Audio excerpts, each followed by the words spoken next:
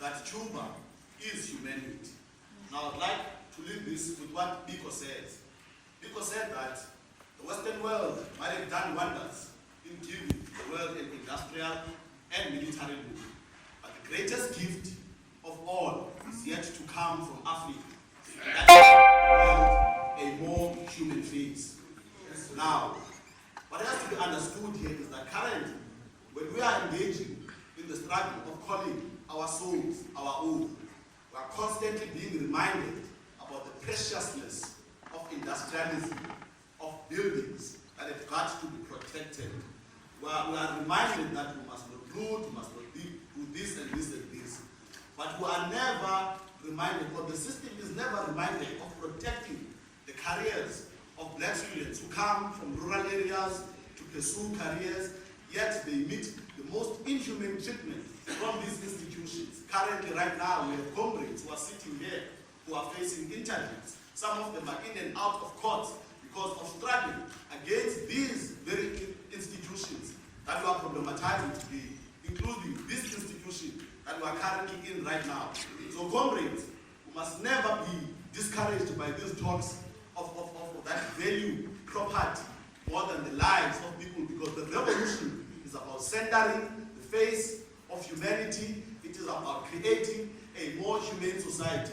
If industrialism and civilization is a negation of humanity, that industrialism and civilization is evil and it is barbarism.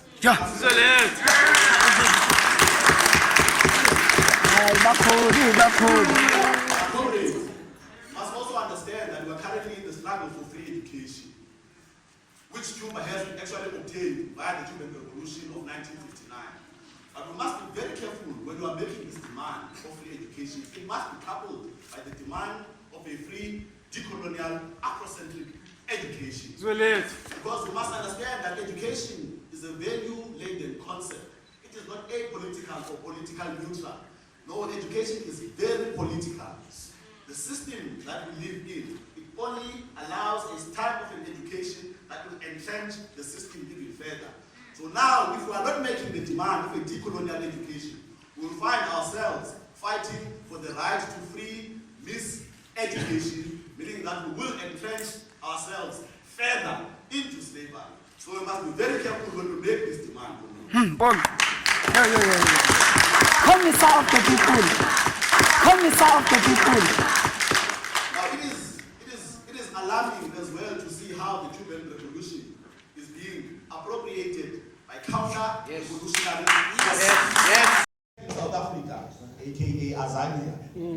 Now, what we are seeing currently is that the current government celebrates the Cuban Revolution.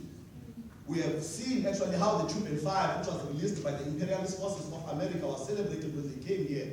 But the very same government, which is led by the African National Congress, is today jailing applicators, yet they are celebrating the release of the Cuban forces from America. Yet we continue to see Kenny Mutamai today and other applicators who are fighting against apartheid being incarcerated till this day. So this hypocrisy, this pseudo-revolutionarism of the African National Congress, we are very much aware of it. And you would be happy if Cuba as well would be aware of this particular situation in South Africa.